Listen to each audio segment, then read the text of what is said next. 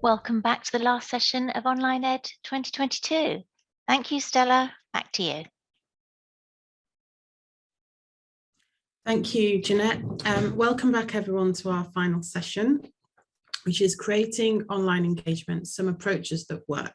And this is with the Katz School of Science and Health, Yeshiva University.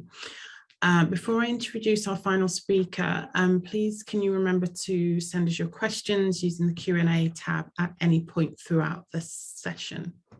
So it's now time for me to hand over to John Vivolo, Katz School of Science and Health, Yeshiva University. Over to you, John.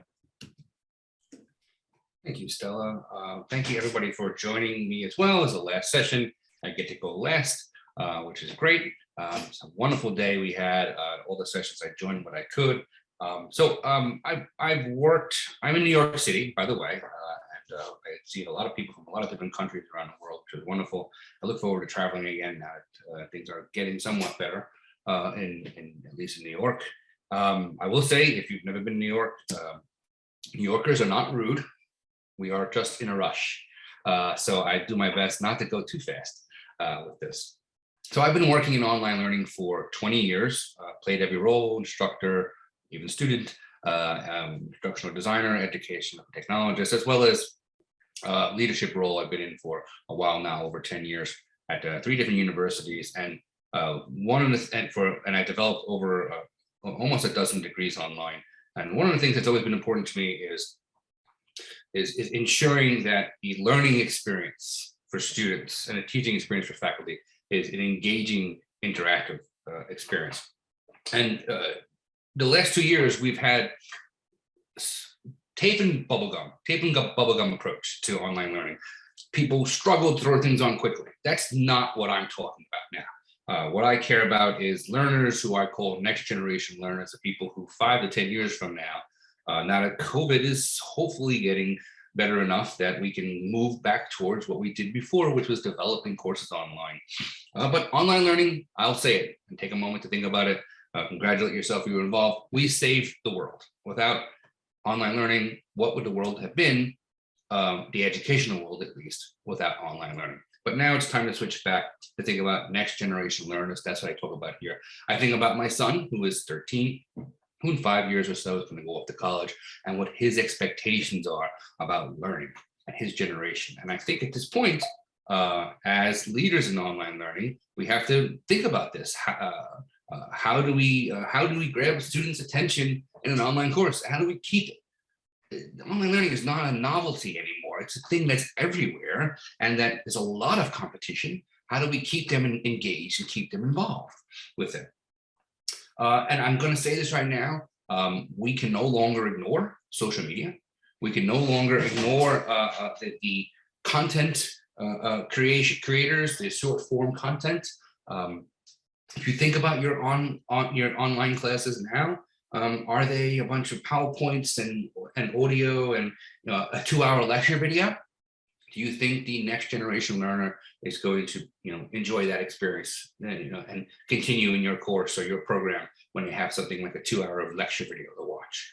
Or do you think they prefer something else? We can't ignore social media anymore. I'm not arguing the educational benefits of social media. That's what I'm not doing here. I'm talking about what the usage is of social media for future students, people who are learning right now, both undergrad and grad students. So social media usage, let's just go over this for a second, the short form usage. We've got Facebook is still #1, by the way. Average users, nearly 3 billion monthly, and this changes all the time. The age group is much more diverse. You've got people in their 30s up to their 50s. I fall into this area as well, who spend about 30 minutes a day, mostly text and image, although Facebook now is becoming much more video-centric and less text-centric, especially with the implementation of Facebook Reels, which is essentially TikTok. And then there's TikTok, right? My son's generation, from 10 years old up into the 20s. You may use TikTok, great, but the majority of people using it, the billion people who came on in the last year or two when TikTok got really popular, are people in this generation, this era. They spend 85 minutes on average a day watching short form video, mostly 15 seconds. Sometimes you can do a little bit more, but generally 15 seconds. YouTube is still up there. Also been around about 10 years, 2 billion people, 15 years old to their 30s. Yeah, other people use it, yes, but the majority of the age group who use this in this realm, they'll spend 30 minutes a day on YouTube. And about 11 minutes is the average on YouTube videos, which is a lot of people watching other people do things. So I'm not talking about the value of social media, although I will say that it's about the learning experience, that when I develop courses now, I get faculty, I ask my faculty and the instruction designers that work for me, I have a team of them, and I say, think about how the learners will absorb the content. Think about how they're engaged with it, because it's not just absorbing the content, it's also them engaging, they share, they comment. You want the same sort of passion that people have for social media in your class somehow. And if you've got a 3-hour video or a 2-hour video and a text discussion board, you're going to struggle with that. So even when the educational technology that I pick, when I'm picking a new piece of technology to go into our LMS, I look to see if it functions a little bit like social media, if it looks a little bit like that, because I think the next generation learners need this, are used to this, and you want to be able to have that seamless to go from the lower level grades into college, into university, and they feel comfortable with it. It's a big part of it. I don't think we can ignore it anymore and pretend that we're higher than this. All we're higher education. Well, we don't. Social media is not important. It is important. It's important to our culture, the entire world. Expectation of next generation learners, HD video and audio. Anybody can make HD video and audio with a webcam, with a fairly affordable mic, with a ring light, fairly easy. Anybody can edit material easy. You don't need to be a high technical person to do this. You can build a studio fairly inexpensively on your campus. If you're still using the same grainy video from 5 years ago, your students are not going to accept that. They're going to look for schools potentially that have better quality learning experience. Flexibility. People always want flexibility in their learning. That's the top reason why people take online classes, even post-COVID. It's flexibility. Career-centric. More and more students are who are coming out of high school and going into college or going into university know what they want to study. I didn't know what I wanted to study. I'm in my 40s, and when I was going into college for the first time, I didn't know what I wanted to study. It took me a year or two to realize what I wanted to study. But more and more students know, I want to do this, I want to do this, I want to do this. My son knows what he wants to do already. It may change, but he's pretty focused on what he wants to do. Up to date on current industry trends. A lot of industries, particularly in the STEM field, changes all the time. Your school's got to adapt to that. I want to say entertaining. I think it's a part of it. How do we keep people entertained? It's a part. I believe teaching is a performance art as well. You're keeping them entertained. They don't have to be there. They can go to another school or another class, and people do that a lot more than they used to because they don't find how you teach your course or your program interesting. And ultimately, the central thing is interactive and engaging, gamification if possible. Engaging means people are talking to each other. They're building communities. People are having conversations. They're not just absorbing lectures. And interactive, that when they're watching a lecture, it's active and not passive. The worst learning experience is for students to press play and then just sit there and watch something for 2 hours or an hour. Or they press play and they walk away and make dinner. A lecture should not be an hour and a half recorded session. It should be chunked up into small pieces where something is constantly doing something. I'll show you some samples of that. Designed around mobile usage. This is what everything should be designed around, not desktops. A student who gets out of bed in the morning does not grab their textbook, they grab this. And everything should be revolved around it. There should be enough technology and enough experience at this point where we have these things, and everything should work more on it. Accessible to all learners, all types of learners, universal designs, particularly with people with disability. There's enough tools and easy enough for any faculty or instructional designer to easily make everything accessible. I'm very blunt with these things because I think that we are getting somewhat lazy with things. And speaking of laziness, synchronous sessions. In the last 2 years, we've seen the wonderful things online learning can do and some of the terrible things like 3-hour Zoom sessions. I think that is absolute laziness when it comes to Zoom. We just throw some stuff up there on Zoom and we call that online learning. That is not online learning in my experience. A synchronous session should complement an asynchronous session learning, and they should complement each other where there's a certain amount of asynchronous learning, and then somewhere during the week, there's a synchronous session where people come together and talk to each other. as well as talk to each other on discussion boards. We have relied way too heavily on it because we had no choice. I get it. We had to use Zoom. We had no choice. But there's a certain amount of laziness in it that we think that that's online learning. That's not online learning. There's tons of research to prove that online learning asynchronously is effective. We had 50 million people before COVID learn online. And we just didn't have time to turn things asynchronously during COVID. But now that we're coming out of it, hopefully, it should be a combination of blend of both, not relying heavily on synchronous sessions. There are limitations to what we can do. We're limited by time and space. Asynchronous, you're not. I think it should not be a primary form of education. I don't think next generation learners want it as a primary form of education. They want a mix between asynchronous and synchronous. They want, what it says in the list right there, flexibility. It should be a secondary thing within a course, a complementary thing. Engagement and interactivity in online learning. This is central to building next generation learning experience for engagement, right? You want discussion boards that don't just rely on text. We've had discussion boards for 20 years, and it's been text and images, and they work well, right? They have their benefits, but at the same time, we now have the technology to make video and audio discussions, to make it flexible, to design it universally for lots of people who prefer video or audio, not just text. Synchronous sessions, like I said before, it should focus on these synchronous sessions on Zoom, should focus on group work, breakout sessions, should not be long lectures, because I don't see the point of it in a course. If you're going to lecture for an hour, why isn't it just recorded? Unless you're taking questions, that's different. If you're taking questions every few minutes, and obviously a synchronous session works. But if you're going to lecture for an hour on Zoom, why are you doing that? Why not just record a really high quality, nice video that students can absorb and rewatch multiple times, and then have a discussion board or synchronous session that's discussions. Faculty course presence, absolutely important. Any faculty, if you're a faculty member or you work with faculty like I do, they should be part of the course experience. They should be part of the posting announcements often in the discussion boards, be involved in the course. They're not sitting there just lecturing and walking away. They're not throwing stuff up there and walking away. Design of the LMS course shell, AKA virtual classroom. This is fascinating to me. We treat the learning management system like it's a repository, where we just take content and just throw it up there.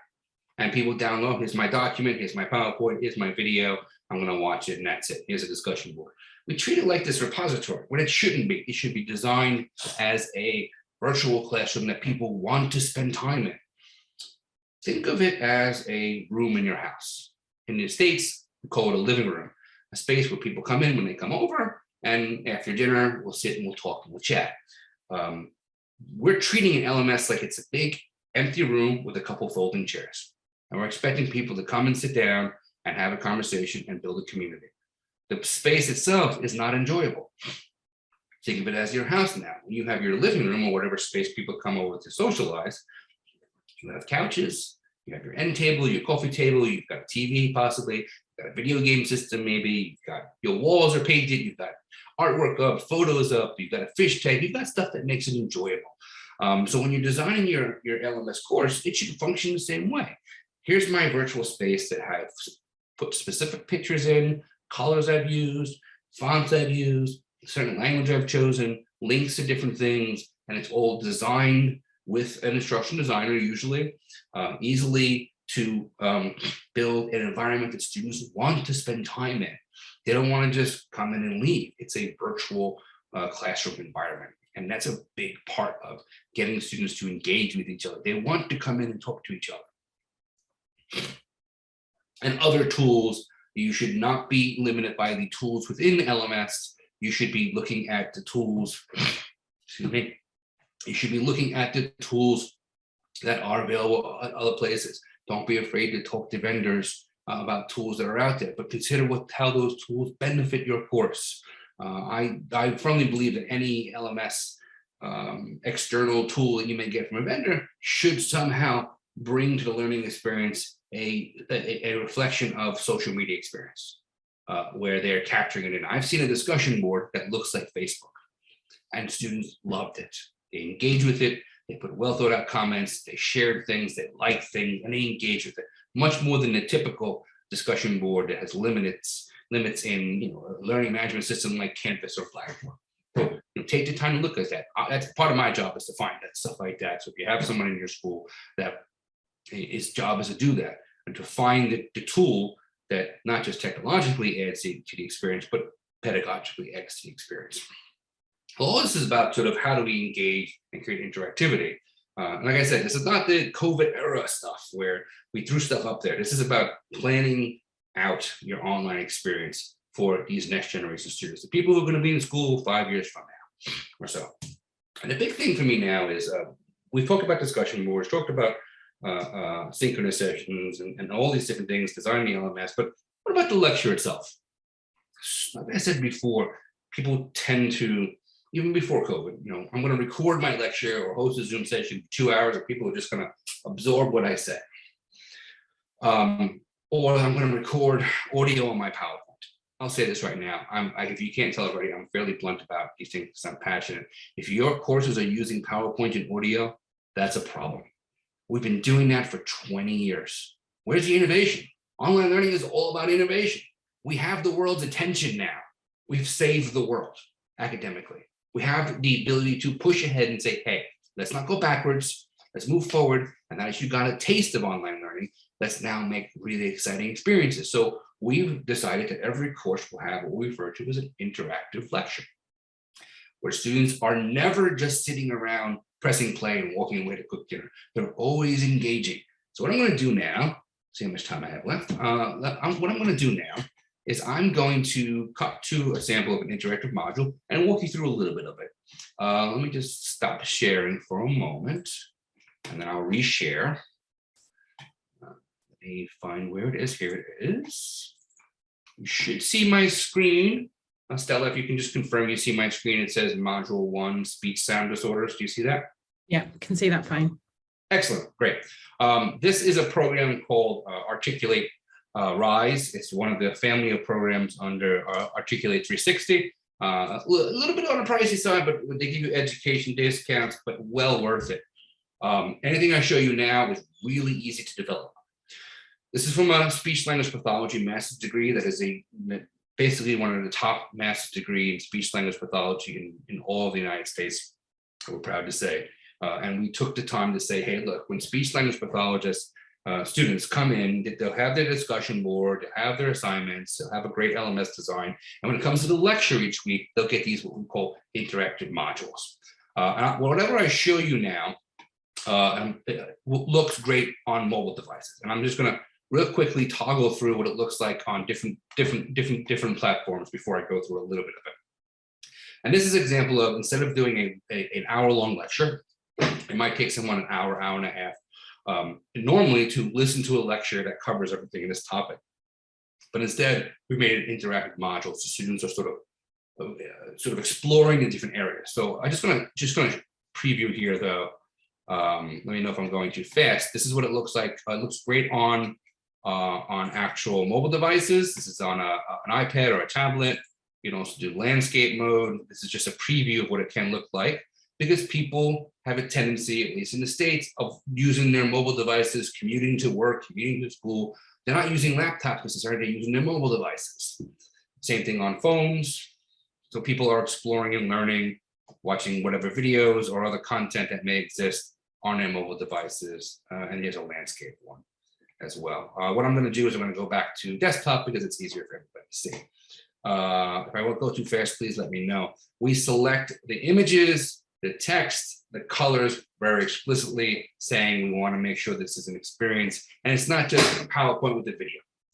I'm going to go to one of the lectures. Here we go, I'll go around here. I'm just going to play this for like a few seconds. We have professional video in our studio.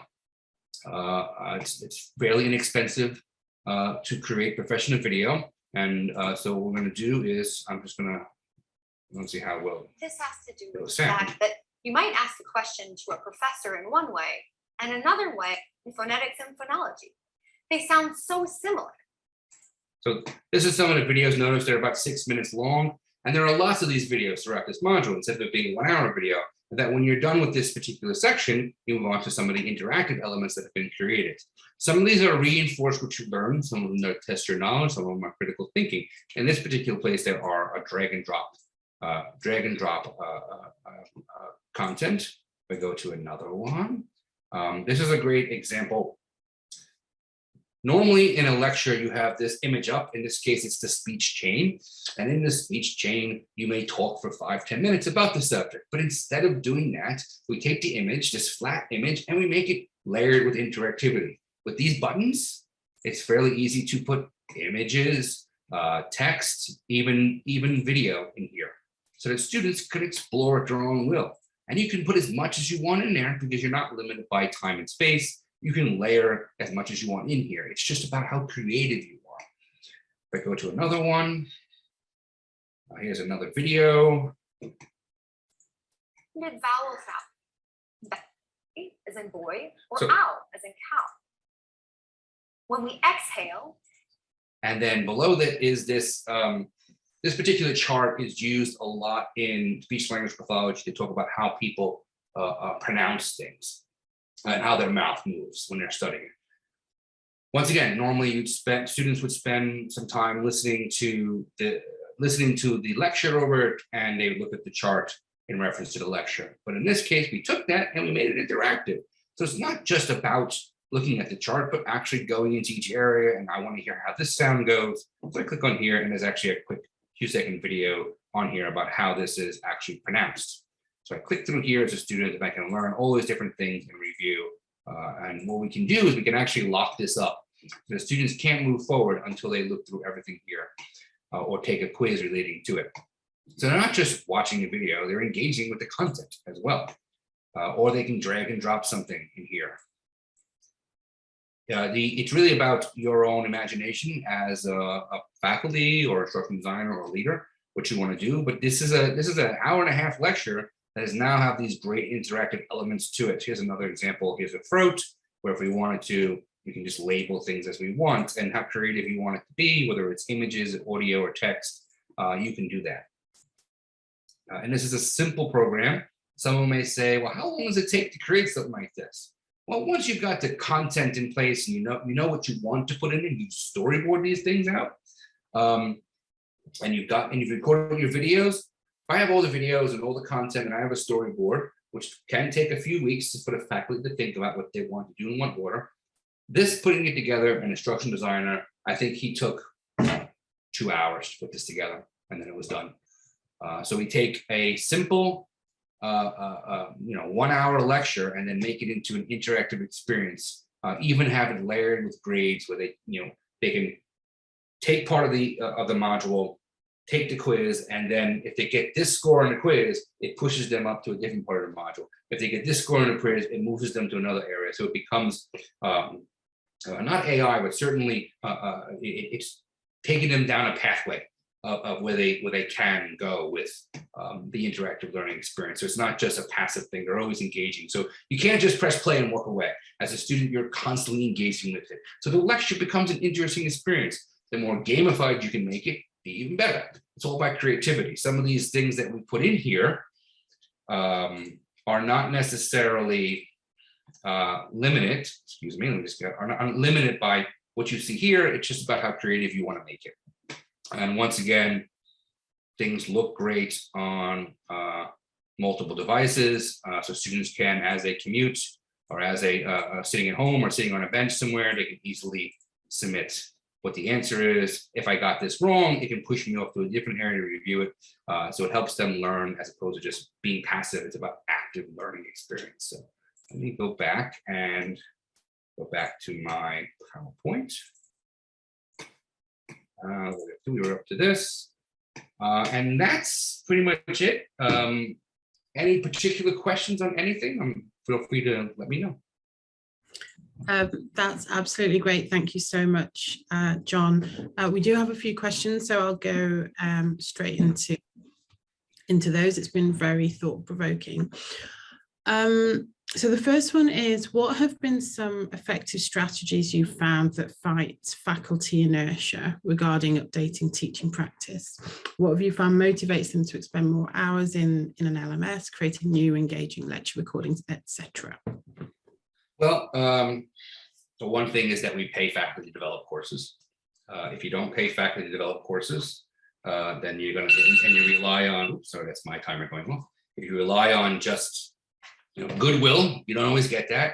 For full-time faculty, we have release time. You don't have to teach one of your courses a semester. And also, sometimes the faculty, when they see a course that's done, and they go, wow, this is great. I want my course to be like that. A good faculty member will say, I absolutely want to do this. I want this to be my course. This is great. Also, anything we develop online, we tell them, if you're teaching on campus, use the same content. It's not a competition. Feel free to do that. We do that a lot. And that helps tremendously. Even getting their peers to who've done it before, go talk to your colleague about your experience. That works better. I worked for engineering peers for a long time, and engineers only listen to engineers. So I would talk to their friend, go speak to your colleague. Oh, I want to definitely do that. That's great. In an accelerated learning environment where you interact with students for only, say, 6 weeks with summative assessments at the end, how do you enable engagement asynchronously and, to a lesser extent, synchronously? I would say the traditional tool is a discussion board, right? So, but there are enough tools out there where video discussions, audio discussions back and forth are out there. A voice thread is one of them. Get people to talk to each other. People are used to having conversations back and forth. So you could have a video blog back and forth. You can have them do what's called Curation Nation, where you ask students to create their own content space and have other people, here's a topic, go out and find information, content, build it, and then your job is to go in there as a student and comment on what other people have said. That's good asynchronous thing, Curation Nation. People find stuff, build stuff, and they comment on it together. Cool. So what are your feelings about integrating VR into the online classroom? And do you have any experience with that? That is a dream to be able to do that. I think that is also a future thing. I think that technology, the ease of use, has not reached a point where faculty will easily do it. What I showed you was Articulate Rise, part of the Articulate 360. That is so easy to use. You can really just being creative, what buttons to press to do it. VR is a little more difficult to figure out how to do that. I want that as well, but I think it's possible 5-10 years from now when it's easy to do that. When you can go, when faculty can easily do it without too much help, that's when you'll find VR in there, definitely. Great. This is an interesting one. I don't know unless it covers what you've talked about, but with all the resources and technology at students' fingertips, would you give your views on how to conduct and proctor online exams that minimises the opportunity for academic dishonesty or misconduct? I think that the concept of the argument of proctoring is motivated by money from vendors who have convinced us that people are cheating a lot. There are enough tools inside of an LMS where I can randomize questions, randomize answers, make pooled questions, where it becomes almost impossible to cheat, very difficult. If someone wants to cheat, nothing's going to stop me from cheating. It becomes harder and harder as you get, deeper into higher level courses, especially if your exams are critical thinking, projects, you can't cheat on those things. On a timed exam early on in freshman, multiple questions, randomized answered. I think the vendors have convinced us that it's a problem, and that we think we have to spend a lot of money on it. I think proctoring live exams is more or less a waste of time, especially since we have enough tools within our LMS to be able to do that. Great. Well, thank you so much. We've come to the end of our session, so I just want to say thank you so much, John, for your excellent presentation, and thanks to all of the attendees for participating, for your comments, for your questions. What is there left for me to say? Thank you again for attending Online Ed 2022 today. Just a reminder that session recordings from today's event are accessible in the agenda tab. Thanks for joining us. Thanks to our sponsors for a great event. And please, can you complete the brief feedback survey to let us know how you enjoyed the conference? The link is in the community tab. Thank you. Thanks, John. You.